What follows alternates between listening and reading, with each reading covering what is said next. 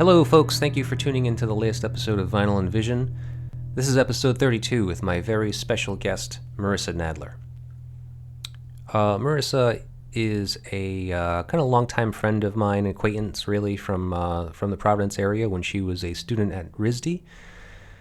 This Providence is actually where she started her music career, and we do discuss that a little bit in the interview. For those of you new to the show, what we do here is we try to discuss an influential album with an artist, typically a musician, but sometimes we'll just kind of take any kind of visual artist as well. Marissa happens to be both of those.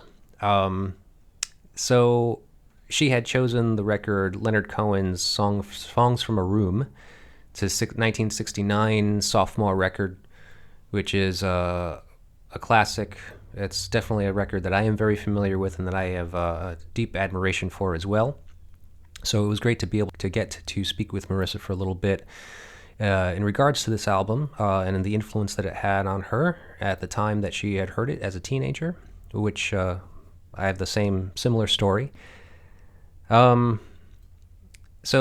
for the new listeners, feel free to come by our website, www.psychicstatic.net, and to learn more about what we do here, our company, and our back catalog of all of our previous episodes. Now, typically what I would do here for the show is I would have people come into my studio here where I'm at and actually sit down with the vinyl record. But due to the pandemic and these quarantine times we're living in, I am adjusting to the new technology and doing the remote interviews. So this is a remote interview with Marissa over the computer. I'm not thrilled about these conversations, but unfortunately it's really the only way I can, kind of keep on doing the shows. So it's good and bad. I get to speak to people that are all over the world, really, and as opposed to just here in Rhode Island. But the plan was to actually have touring musicians as they're coming through this state or the surrounding neighborhoods, and either meet with them in the green rooms or wherever they may be on tour, and or have them come visit me here, and we could actually sit down with the record. So because of the remote recordings, I can't really share the music with the guest in real time. So that's kind of a bummer. I'm not really a big fan of the remote sessions, but I'm just trying to adapt to our times and what we can do. And unfortunately, this is the only way I can do it. It's not terrible, not horrible. I'm not complaining, because I at least get to still have these conversations with people, and while they're anywhere in the world, really. So that's great. Just takes away from a little bit of the vinyl vibe. But so we spoke a little bit about Marissa's latest full-length record called For My Crimes, which I have here, which is a beautiful piece of vinyl. You can, if you're watching, you can see this here, which is a beautiful slab of wax, which this variation of it is actually called the Dove and Crow vinyl. I'm assuming because of the dual color mixture in there. But it's a great record. You actually will probably be listening to a selection from that album called Blue Vapor. This is off of the 2018 Sacred Bones release, For My Crimes.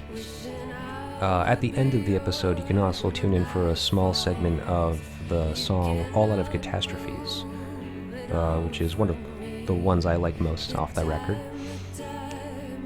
So, without further ado, let's get into that episode. I'd just like to say thank you to everyone for tuning in. If you don't mind doing all those things you do with the internet, is what we like to say here, and share, subscribe, like, comment, yada yada yada, whatever you like to do. Rate and review is a big one that actually helps bring our numbers up in the ratings, so that would be appreciated. Otherwise, like I said, the website, visit that.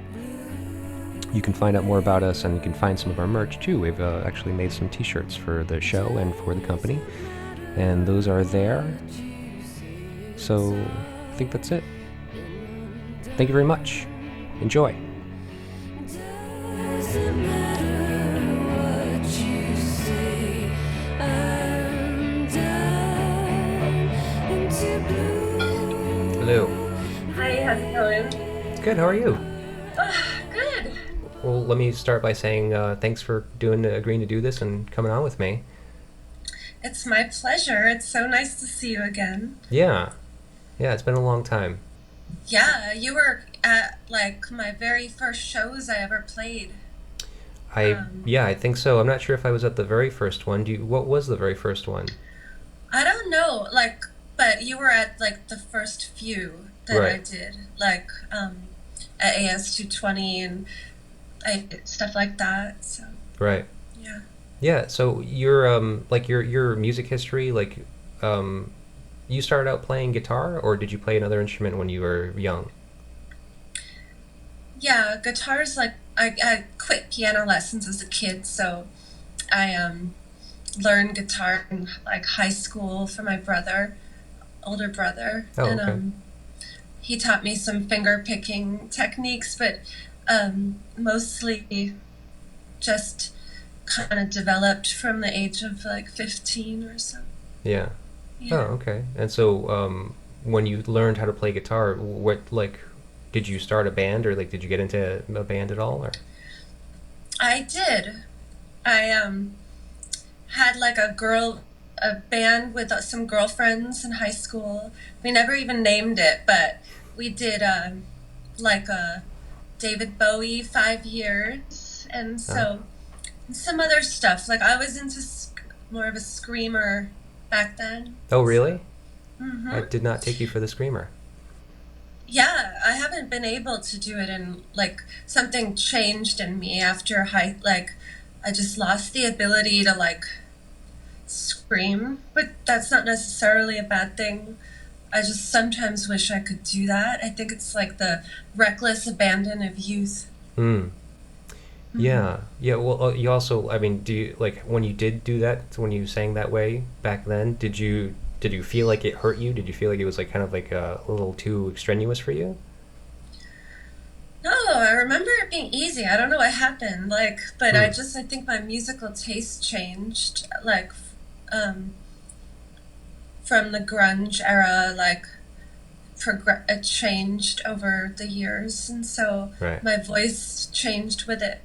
I Yeah, think. yeah. Well, I definitely think that you found yourself. I mean, the music that you're making now. I mean, the way you sing, your style is very powerful and gripping, and it's just the way that's recorded. It just sounds great.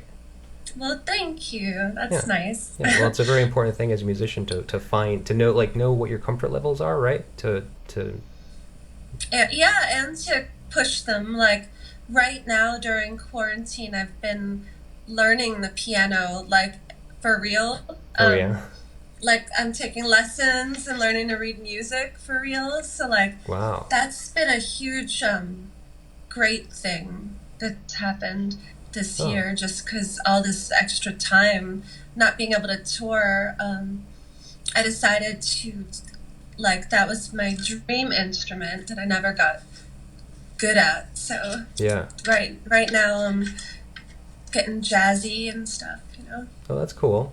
Well, I Yeah, agree with you. I mean, if there's any instrument that I ever wish that I had learned as well, it would probably be the piano. So it's that's a cool. beautiful. Yeah. Yeah. So are you experimenting in styles of that, or are you just kind of doing the very rudimentary basics right now? Um, I'm playing like songs, like a song a week, like learning to read it. So I've done just like some classic stuff, like Moon River. I'm learning, Oh, nice. and got a Carole King song under my belt a little. Mm-hmm. Like just trying to get good at singing and playing at the same time, which Right. is kind of easier on the like. I like feel more natural on the piano. Yeah. Um, Weirdly, I think it bodes well for the next phase of my career or something. Yeah. So you Yeah, you plan to kind of start composing on the piano? yeah, definitely. That's great. Well, I can't Yeah. wait to hear that when you start feeling good about it. So how far along are you, do you think, in your lessons? Like it's been like 6 months In of about 6 months. playing, but I feel like only recently have I gotten kind of fluid with the shape, the inversions of my chords and stuff like that. Like just waking up my left. Well, I'm a lefty, but I play righty guitar, Yeah. and so it actually makes it's a better instrument for a lefty Oh, yeah. in a way because it's like you have a strong rhythm hand, I guess. Yeah. Okay. Yeah. Yeah, I understand the piano We'll a little see. bit. Not great on it myself, but I can see how that would be more beneficial to you. So what was your? So you mentioned how grunge. You know, I mean, obviously we're about the same age. I think you're just a hair younger than me, but so the '90s was when you were a teenager and you were in grunge. You were getting into grunge. Oh yeah, like um, I was very into grunge. I mean, it was just the coolest thing ever to come home from school and watch Nirvana on MTV. Like it was just a special era, I think. Hmm. If you, I was kind of an outcast. Not real. I mean, not like big time, but definitely a loner and a kind of angsty. So that music did speak to me a lot. Yeah. Right.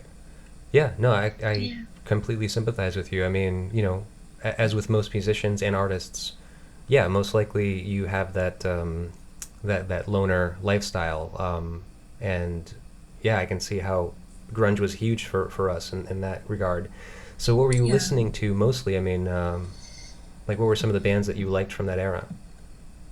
Well, I was a big Hole fan, um, Yeah, actually, but just because, for a certain girl in a certain town, or I think she just was so raw, and that really spoke to me and my angstiness back then. right. But I also still I still would defend her staunchly and her musical merits. Like I think she got kind of yokoed a little, like, Yeah, but I love Nirvana too. But simultaneously, I was listening to a lot of other types of musics. Like I got into Nina Simone really early, and hmm, so got into a lot of singers like her, and just eclectic music style taste, I guess. yeah. So then, what was considering the album that you chose for tonight was Leonard Cohen's "Songs from a Room"? What made you gravitate towards that? Because I know that you had a hard time deciding on something. Yeah, like I definitely don't have a favorite record. Oh yeah, It's so hard to even pick like on any given day I could pick a different one. But he was in the news recently mm-hmm. because the Republican National Convention used or reached out, or the Republican whatever, like reached out. They wanted Right. to use Hallelujah, and the estate of Leonard Cohen said no, and I think they used it anyway. But they Yeah. issued a statement that was like, if you had like suggested you want it darker, we might have approved it. And just like was funny, and I had a lot of respect for trying to find humor in this time. But Yeah. I love this record. I love this record for its moodiness, and Right. kind of I was just listening to it to kind of freshen up my recall with the names of the songs. But I was remembering how creepy it is. It's just kind of eerie. This was one of the first records that got me into the kind of music I started playing, Yeah. like the finger picked hushness and focus on storytelling, and Right. yeah, these are some great stories. Oh yeah, for sure. So when was your? Do you remember the first time you heard this album, and was this your first experience with Leonard Cohen? Funny enough, related to grunge, I discovered Leonard Cohen through that lyric in Pennyroyal Tea, Oh the right. Nirvana song, and I was like, "Who's that?" Because we didn't have internet back then. Like, or I mean, I think I had basic AOL Right. dial-up, Dial but up. Yeah.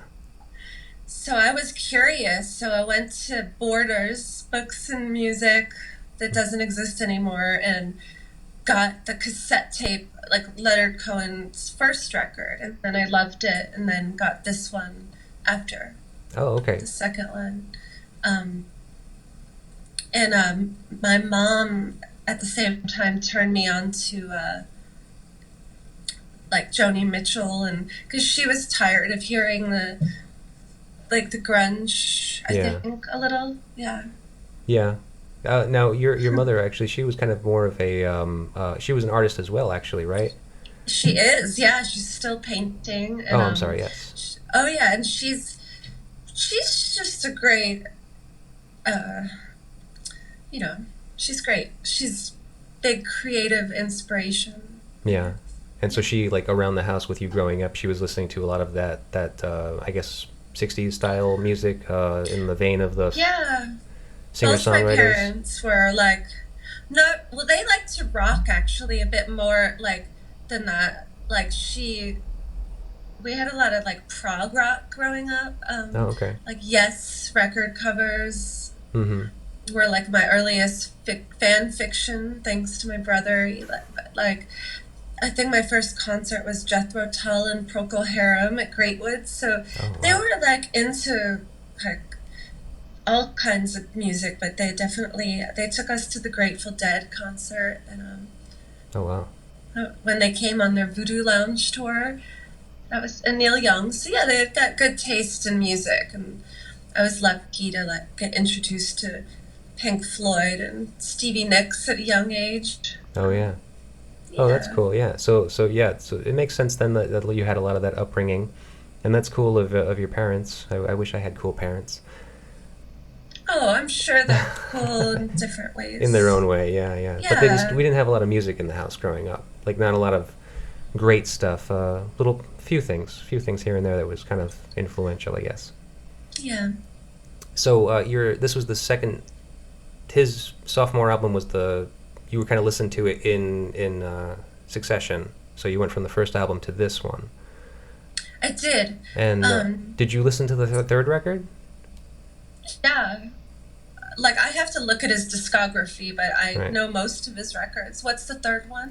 That's Songs of Love and Hate, I believe. Oh yeah, I love that record too.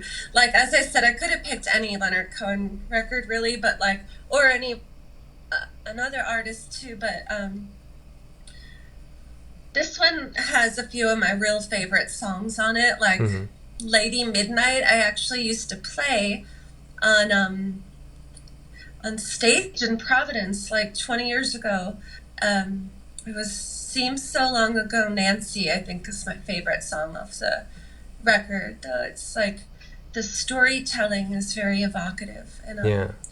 this like sad woman with the gun beside her head, like the imagery just really kind of transfixed me when I Yeah. first heard that. It was so eerie. Right. Right.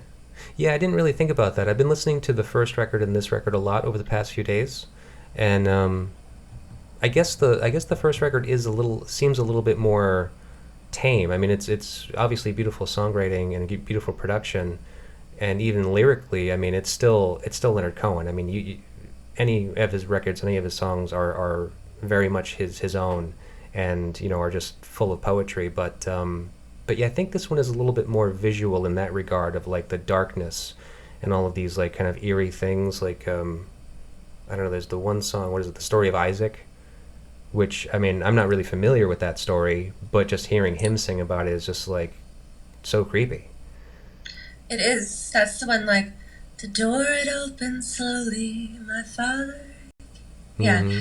that song is so yeah, they're pretty and I mean maybe it's like genetic memory for me in terms of gravitating towards these minor keys, but Hmm. I like really connect with the melodies on his songs. Funny enough, I was doing research, even though it seemed like I was ill prepared for this. It was only because I didn't know I was on the video, and the Right. internet's forever. So I've realized that the hard way. Oh, that's okay. I'm um, sorry. Sorry for the surprise. oh no, it's okay. It's give me a reason to like slap on some lip gloss or whatever. So Mm-hmm. um, but yeah, the melodies to this record are awesome. I was researching for this interview Hmm. earlier because I really only knew the music and I didn't know the story behind it. And Right. I didn't realize that it was recorded in Nashville, like right near where I am right now. Oh. Kind of like in Franklin, Tennessee, and that he had initially he started making the record with David Crosby, like in California. I Right. guess he scrapped it, and Yeah. he ended up working with the famous producer. I'm forgetting his first name, but it's Johnston. Is the Right. last name? Bob Johnson. Thank you. Yeah, and like who had produced songs for Elvis and And discovered Bob uh, Dylan.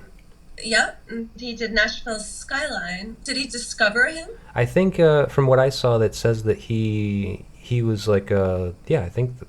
I think initially signed Bob Dylan. I'll have to Okay. look into that. I may be wrong, but I think I that's what know I saw. he definitely produced.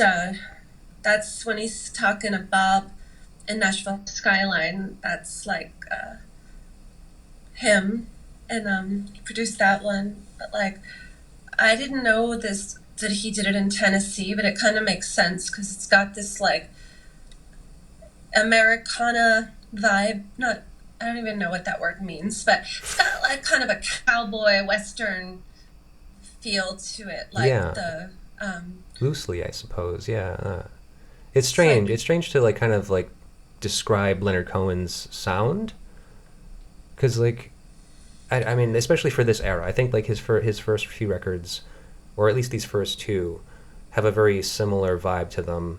The third record is just a wild roller coaster. It's like a complete like just like take off from where he was at because it sounds like he's just like went wild. Like he like had this wild time and just kind of like really let his hair down, mhm. almost literally.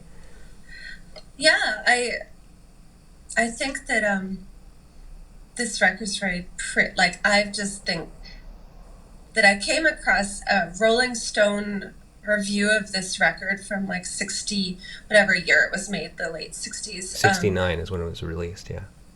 And the review was kind of scathing, and it starts off, and it would cracked me up because like he's kind of untouchable now. Like it never occurred to me that he would have gotten bad reviews, let alone this kind of review, which starts off like he has a bad voice, which I don't agree with. Like I find his voice very soothing, Oh yeah. like. And it just goes on to say that like the producer's the only good thing about this record, and that like it's the Rolling Stone review, and it was Mm-hmm. really funny because I love when reviews that are I love when reviews are proven wrong. Like Right. just music takes on a life of its own, and nobody can deny like the staying power of some of these songs. Like Right. I mean, Bird on the Wire is not one of my favorite Leonard Cohen songs, but it's also like so it's really infiltrated like the psyche of American songwriting for me. Yeah. Yeah. No, If that it's a makes sense. great song. It was actually my introduction to Leonard Cohen. This is actually the Yeah. first record I ever bought from Leonard Cohen, and I actually bought it mistakenly because I thought it was going to be the first record. Because I used to work at the cable car cinema, and that was actually a very big like learning platform for me musically because of the people that I worked with. They had such great taste in music. I was being exposed to stuff all the time. So yeah, this is one of them, and yeah, I bought I this one by loved the accident. cable car cinema. Does that not exist It anymore? does not exist anymore. That is so It sad. is sad. All the coolest places that I used to go in Providence, like I was heartbroken when the Custom House Oh yeah, Tavern closed down. That was like where I played my very first open mics. Like suffering through a bunch of male folky dudes telling me like that I was playing guitar wrong and whatever. I have really. funny memories of like open mics and like yeah, that's like another podcast. Yeah, you used to do the Custom House Tavern open mic night. Yeah, I used to do it too. we probably were there on the same night. Like, Yeah.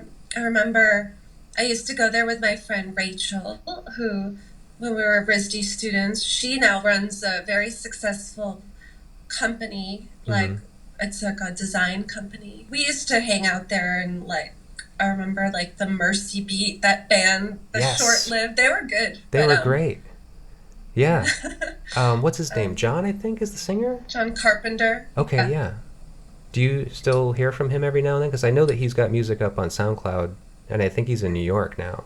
I do not. I think I ran into him in like Union Square in the like early aughts when we were both living in New York. But Hmm. I don't know. I was the only person I keep in touch with Jeffrey Alexander a bit, who used to run Secret. He still does Secret Eye Records, and he put out those Pearls Before Swine tribute records, and was in that Mm-hmm. band for Saxa. Like, Yeah, that he sounds would familiar. actually it was like the person that put like basically helped me put my first record out, kind of, because he made a list of labels that would be into like the weird gothy shit I was writing, you know. Yeah, So oh, that's cool.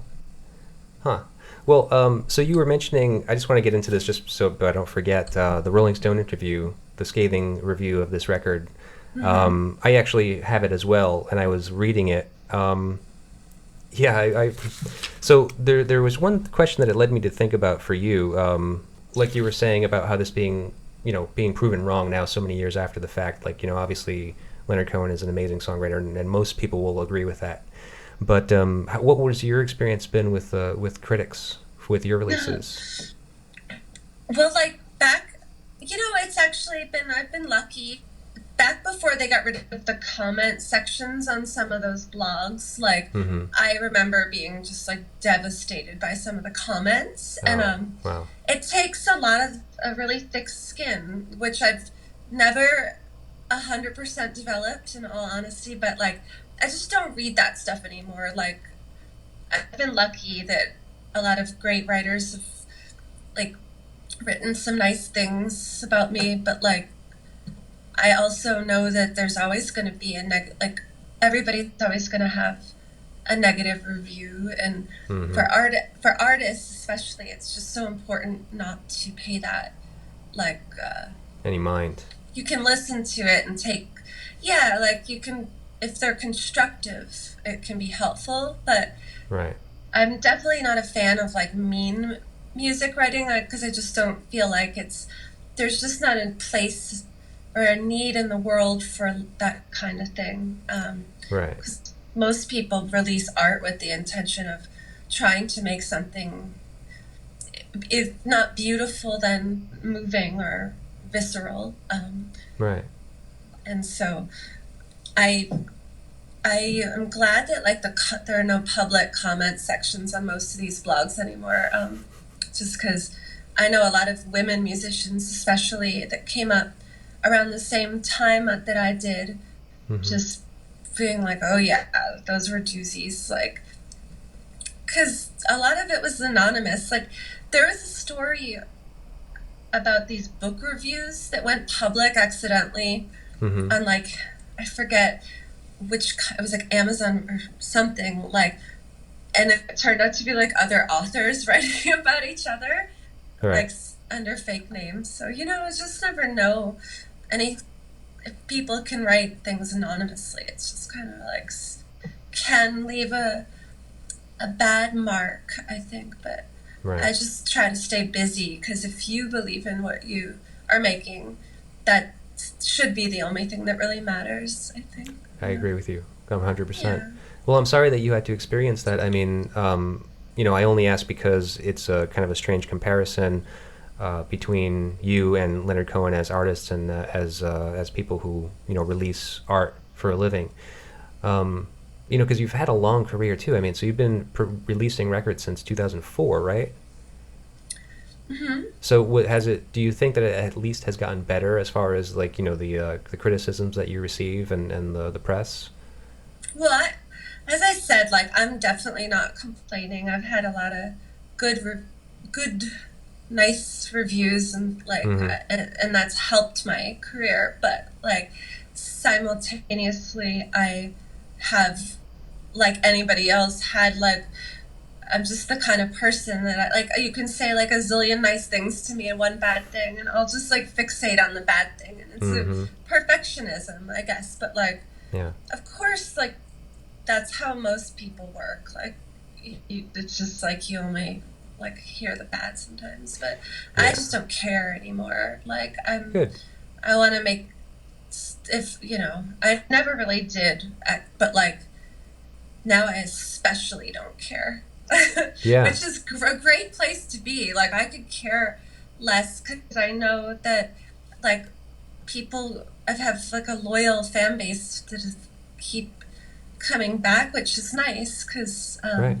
I keep trying to grow Yeah, and and I make think that you are. challenges. So I mean, I think that you're right to not pay any attention to reviews and just focus on your work just for that reason, because you do have a fan base and it is growing. So that's all that really Yeah. matters. Especially when you read something like, I love like reading bad reviews of classic records. It's just the funniest thing. I think Black Sabbath, or no, Led Zeppelin got a lot of bad reviews. And I'm like, Yeah. how could you, so yeah. So do you think like in 20 or 30 years from now, maybe you can there will be a more widely received, like better reception to some of these records that have come out so far, as opposed to I don't know. yeah. Maybe. Like, I try not to like romanticize posthumous discovery, but like, Mm-hmm. you know, there's, I hope that for a lot of my friends, like, I've known a lot of talented artists that have just kind of like never had any recognition, and I hope that, yeah, I like to think that good art will like rise up through the murk and mire Mm-hmm. of society and trends and Right. payola or whatever, and that it will be heard or seen or felt. Like maybe I'm just like a little idealistic, but why not? Yeah, well, it's going to happen with some people at least. I mean, I think I know exactly what you mean about like some people that have put out some like amazing records, but they just haven't been able to good, obtain traction from press or from labels for support like that. And who knows what's going to happen with those. But yeah, I mean, like a great record's a great record. So hopefully one day some of those can get recognized. Yeah. So I was going to say maybe we should get into the record a little bit. Let's see. Bird on a What? Wire was the first one. Yeah, I like that. I like that song.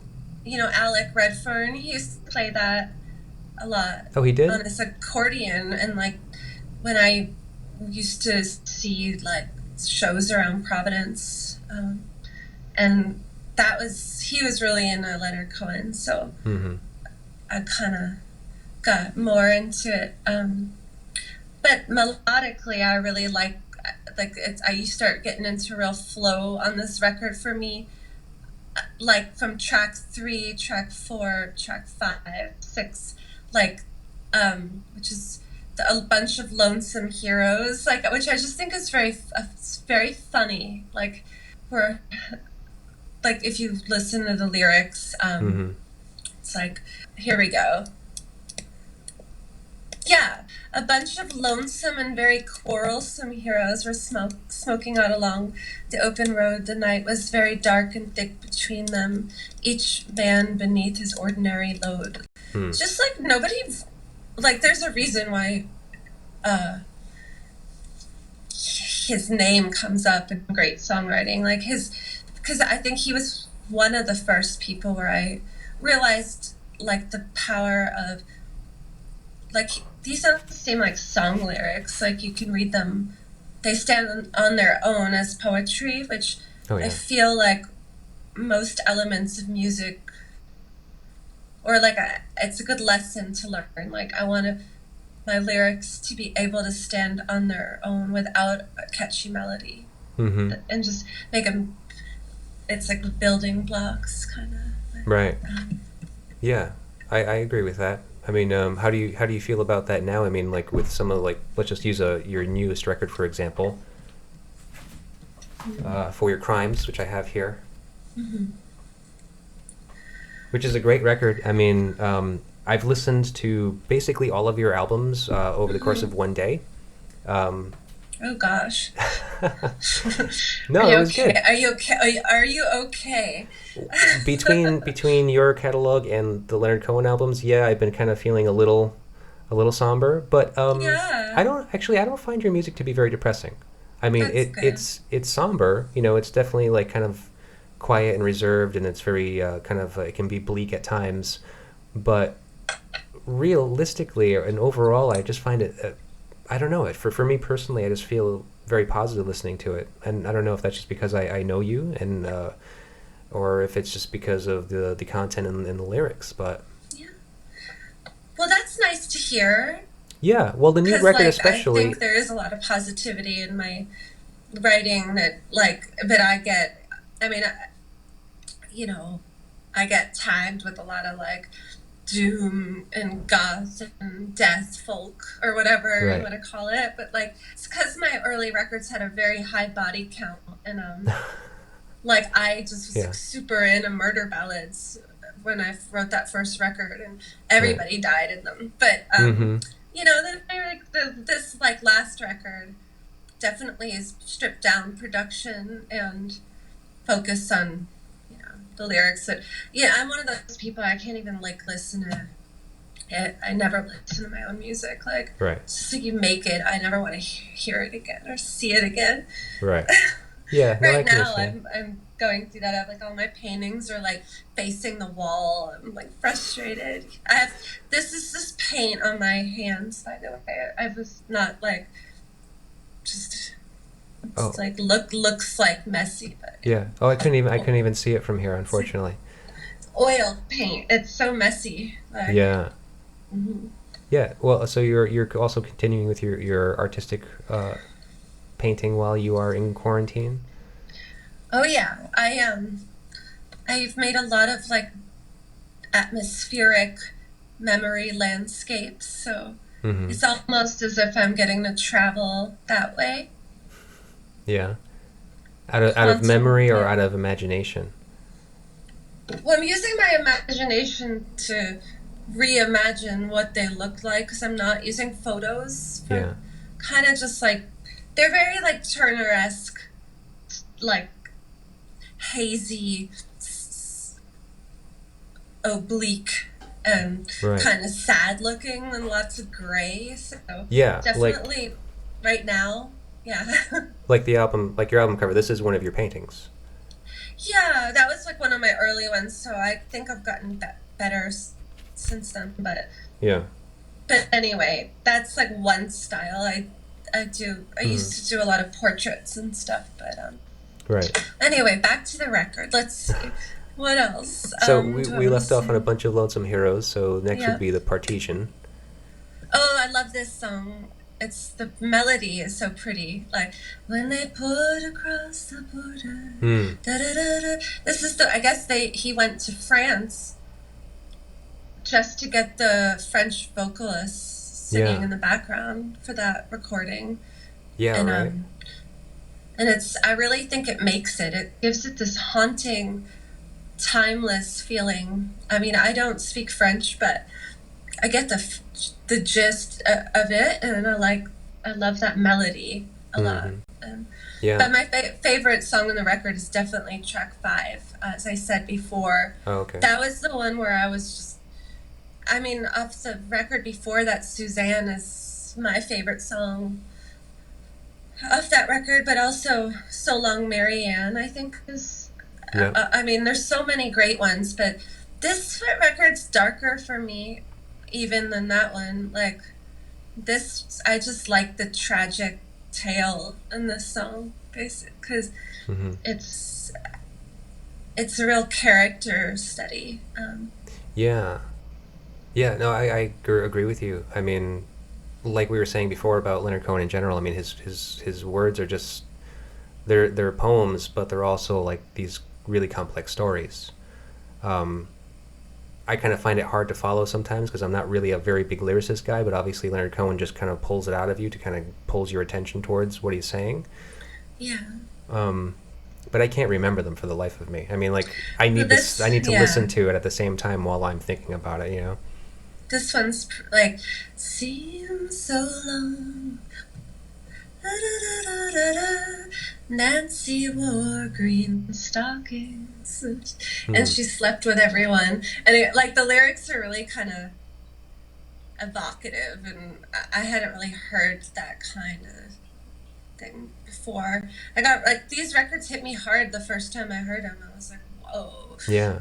and I immediately understood the appeal. They were just satisfying for my burgeoning writing career or whatever. Yeah. So Yeah, when did you first listen to Leonard Cohen? How old were you? 16 or 17, Oh, okay. because that's when I was into Nirvana, and Oh, right. that's when I went to Borders and I bought the tape. I remember I bought him on tape and driving around listening while I was still in high school, and that's kind of he kind of made me gothy. Like I got darker and darker after discovering him. Um, could have been a lot of reasons for that, but I Yeah. kind of associate discovering him with my like obsession with learning how to finger pick, and Mm-hmm. so he's an incredible guitar player, and nobody ever talks about that. But like, Mm-hmm. he has really great technique that I've never been able to really replicate. But Really, it's the like finger plucking thing. it's classical. Like he's playing a classical guitar, and it's just a lot of them. It's just that everybody has their own style. Right. Yeah, it's kind of like that kind of quick, repetitive finger patterning, like finger patterns. Almost like what's that guy's name? Devandra Banhart. Kind of like that. Like his first few records is like kind of that quick, like it's almost like strumming, but it's finger picking. Like he's got such kind of quick finger work, you know. Yeah. So to speak to the whole goth thing, I did not know that Leonard Cohen was kind of lovingly referred to as the Godfather of Gloom. Oh, I love that.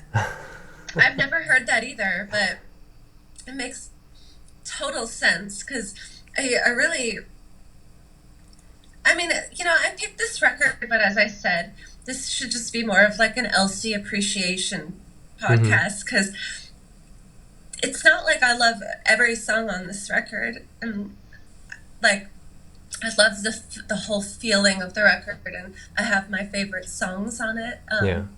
And same with the one before that, like, but you can listen to this as a whole record, and it feels like you're time traveling. Mm-hmm. I think.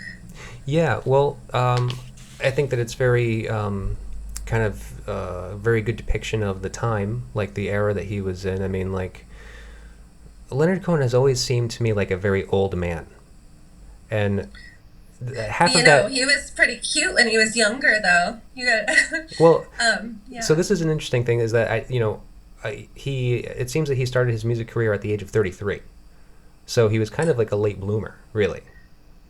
He was already a renowned poet, Right. I think, when he began to put it to music. But I know he was the poet laureate of Canada at one point.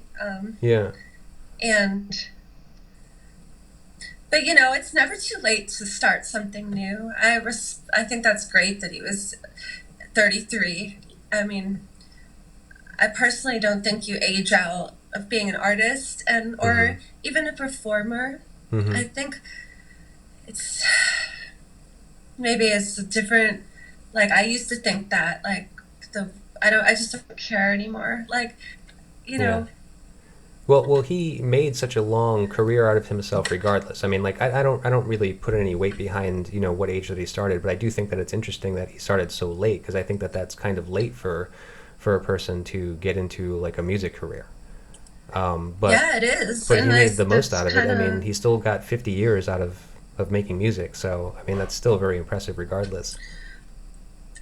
I love stories like that because I am really hoping that this piano thing like turns into like a whole nother wave of inspiration for me, and that I have 20 more years with a totally different style, and Mm-hmm. like I've taught some painting, I had a 90-something-year-old student once that really changed me. I think she just was like so excited to learn how to mix colors, even at her age. So excited to learn something new. And Yeah. then it made me want to start painting for real again because I was like, oh, I've neglected this.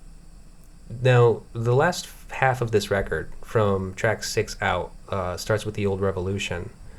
And this song is one of my favorites.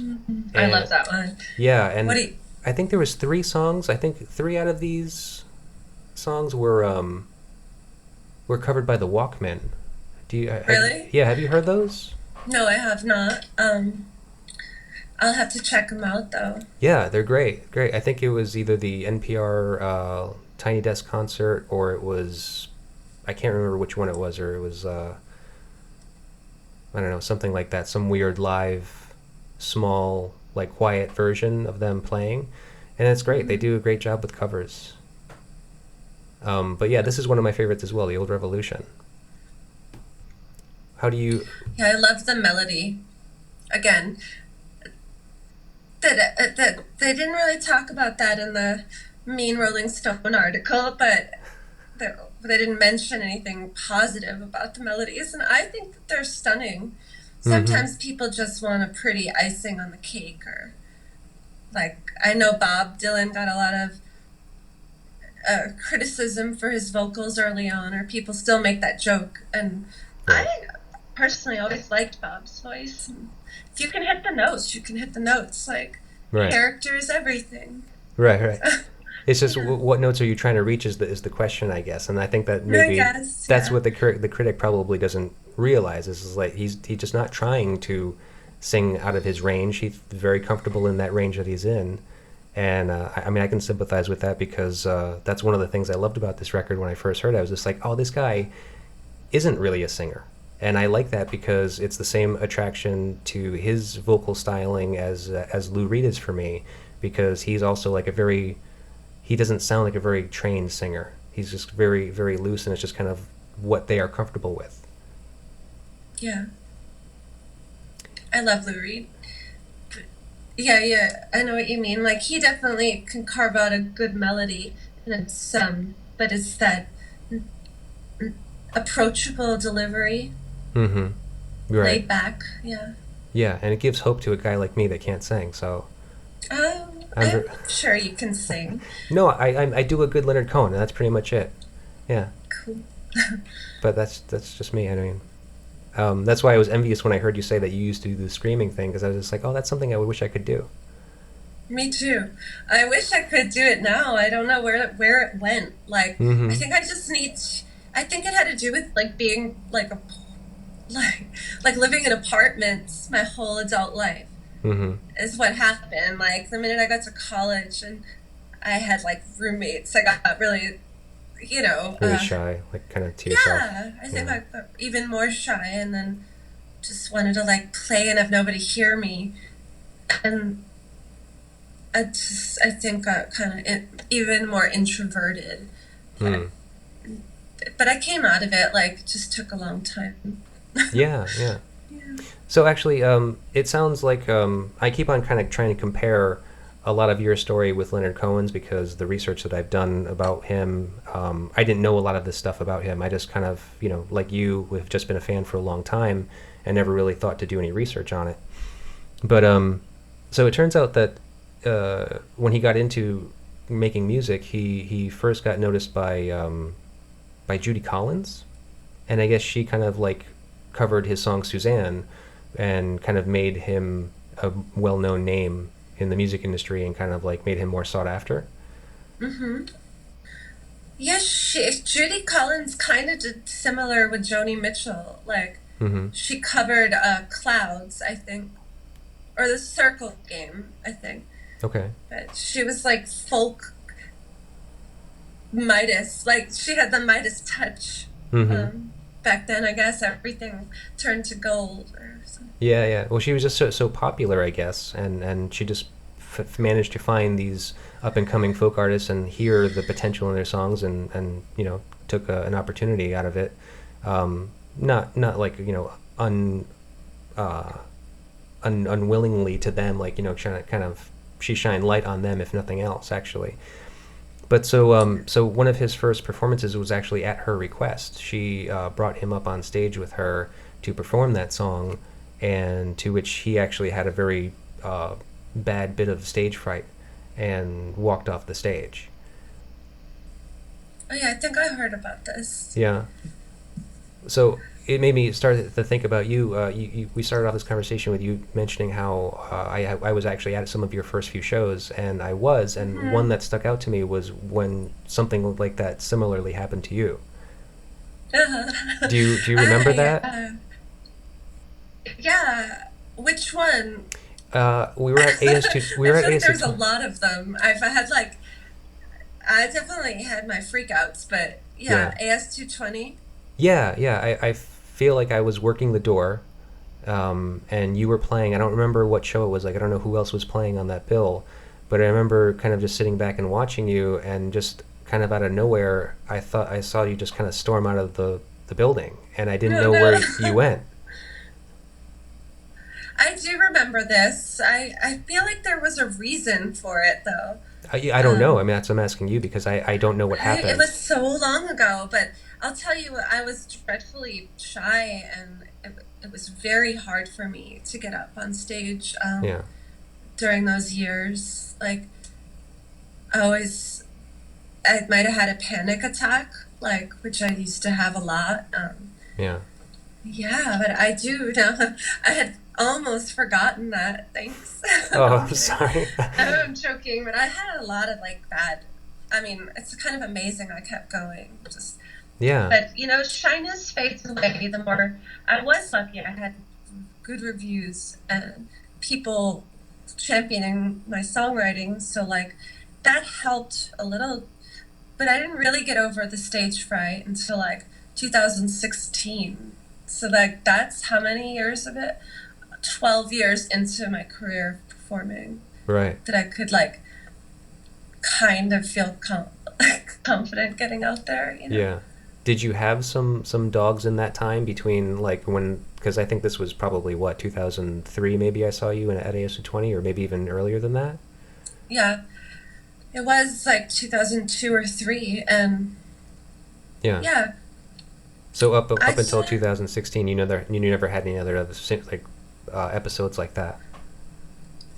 I'm sure I did. I don't, I've played so many shows. Like, I know I told the crowd to shut up at TT the Bear, the now defunct TT the Bears in Boston. But, like, hey, that was like the only time I ever did it. And I've played like thousands of shows. But, like, Right.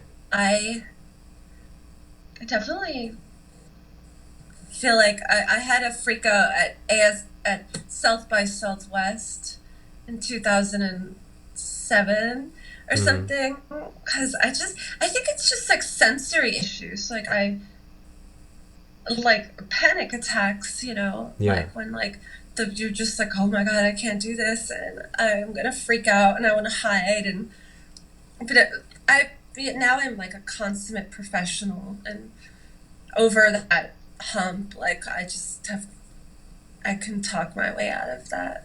Right. Yeah. It's second nature to you now to walk out onto a stage. Well, no, but like I have more faith in my skill set. Right. Well, yeah.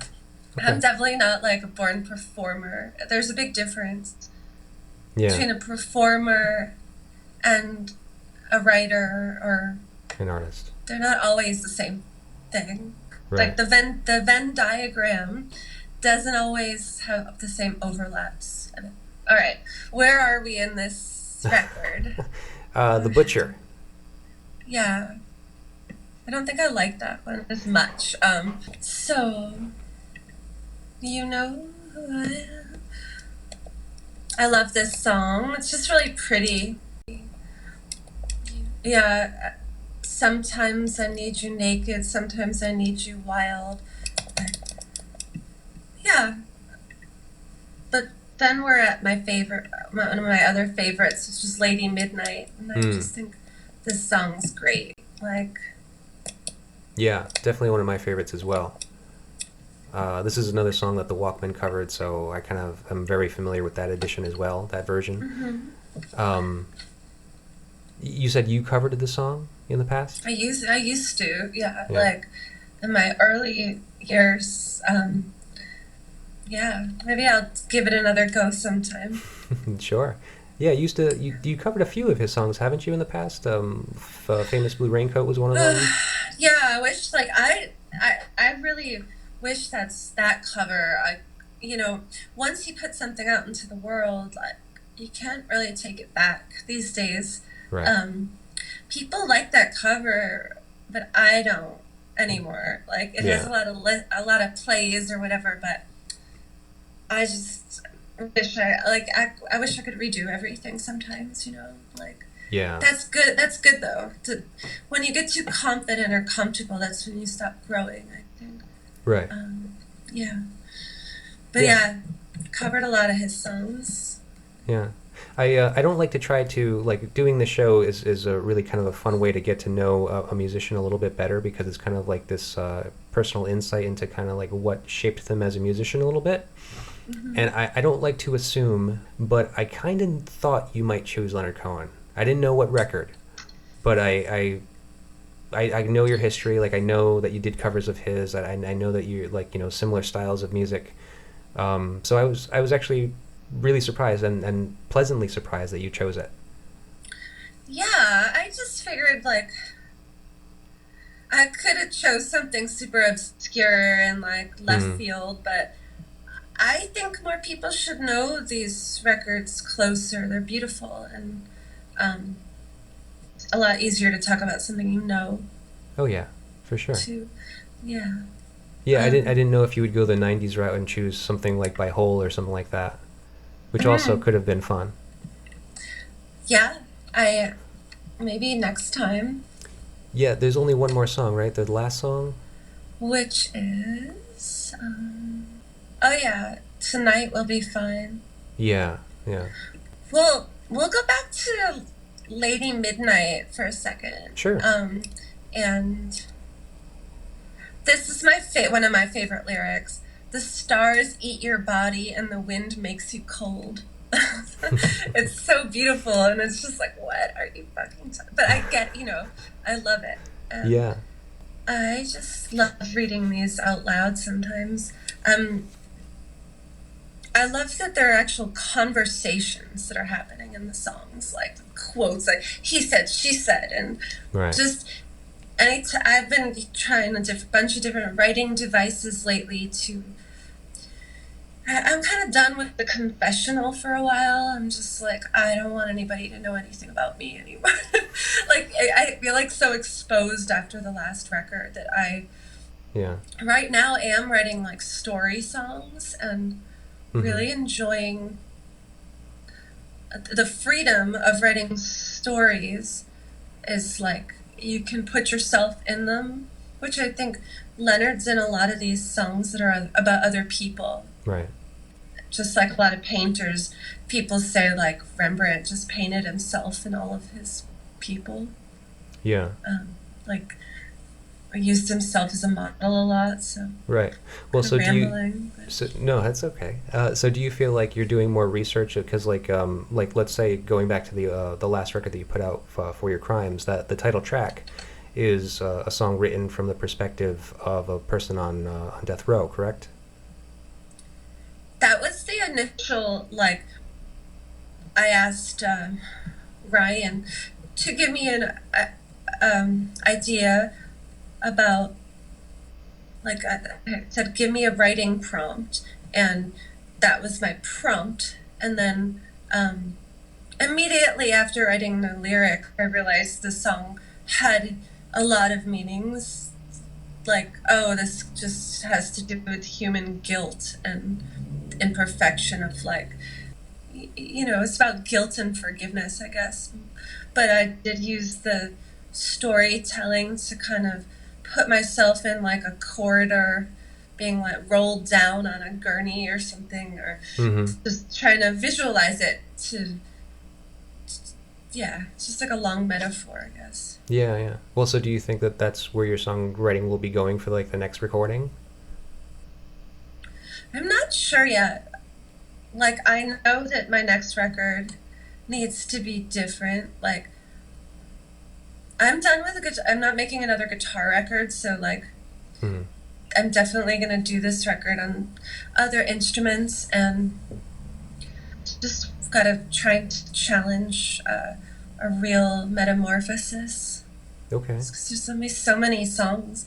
Like, I've written a lot of heartbreak, lonely ballads, and this past week I did a songwriting camp with my publishing company, and it was super fun. Like, actually wrote songs for other people and also with other people Yeah. for assignments, and I got to write my first R&B songs and work with some just artists in way different genres than me, and it was so much fun. It's Right. kind of like I imagine having like a few more side projects. Like, I had that drone flower Right. record, which I really liked doing, and because I love ambient horror movie stuff. This here. Yeah, that's it. Yeah. This is a great record as well, and it's a very Thanks. very sexy vinyl as well too, like the clear with the black smoke. Yeah, Sacred Bones is so great with their album design and the cohesiveness of the quality across the board. Yeah, Pretty. very. I really love this. Um, I don't try to obsess about the vinyl specifically. The music is excellent as well. So, Thanks. you do you think that there would be something in the future with Drone Flower, or just another project? I think there'll be another drone flower. I think there'll also be several other side projects, and I want to do something with beats. Yeah, I want to do guitarless records. Like, I'm just like feeling like I've just com- completed my early years or something. sure. My outlook being that like an artist's career lifelong. So, you Right. know, like, ready for my, like, if you look at a book, or Mm-hmm. like the climax sometimes happens not at the beginning.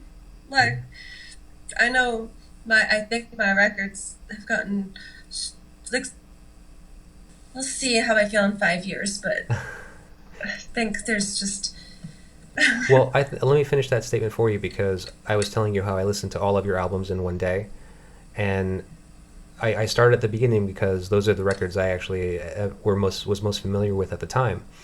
But I can definitely see a progression, like from the very first record to your most recent, is as you're saying, it's definitely this just incline of like beginnings to like reaching this level of like really beautifully crafted songwriting, as well as the production itself is just like these just beautiful sonic landscapes for the most part.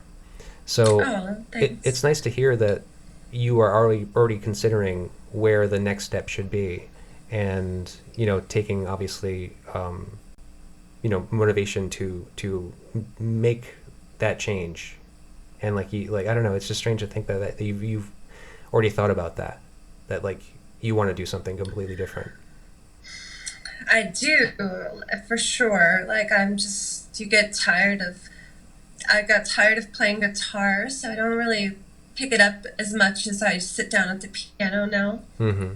Just, cause, yeah, just things come in phases, so. Yeah.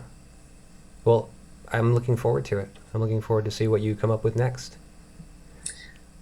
Well, thank you. Yeah, it's really nice to see you again. It's nice to see you again too. And can I ask you one thing before we go? Because I do, I do know that your time is precious, and I don't want to take up your whole night. But one of the most recent recordings that you did was "Poison," which you worked with John Cale. Yeah, the producers that made my last record, Justin Raisin and Lawrence Rothman, were Justin is a producer that was working with John Cale, and basically, um, he heard that song and was like, "Dude, I'm gonna ask John Cale to sing on this," and I was like, "Whatever." Like, Justin's really funny, and he's just like a ballsy dude. I was like, whatever, it's never gonna, like, it just, I didn't actually get to meet John. He would just did it. And I heard it and I started crying. It was so beautiful. Like, I was so freaked out. Thank you. Like, I just was really blown away that happened. Very surreal. Yeah. And it made me feel, and he really liked the song a lot too, and it meant a lot. Like, it's a really sad song. It is a little sad, yeah. I mean, But, but I don't know. I thought it was a great song. I mean, I actually geared towards sad songs, so I don't know. It's in my wheelhouse. It's what I like. me too. Well, this was really fun. Thanks for rolling with the punches. Of course, yeah. And so, again, thank you for doing this. It's great to see you. I hope to see you again in the real world at some point. Definitely will. Okay. All right, have a good night. You too. Bye. It was the nicest thing you said.